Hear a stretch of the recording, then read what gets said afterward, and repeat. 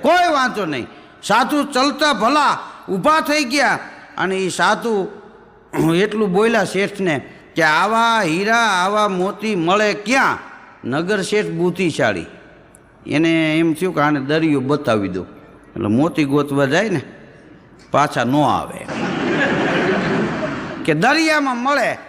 સંત મહાત્મા અલખ નિરંજન કરતા ઉપડ્યા એ દરિયાના કાંઠે ગયા અને એ જોડી અને ચીપીઓ અને કમડળ મૂકી દીધું અને એક કમડળ હાથમાં લીધું અને લઈને મીંડા દરિયો ઉલેચવા 3 દિન 3 રાત દરિયો એમને કમડળથી ઉલેચતા રહ્યા.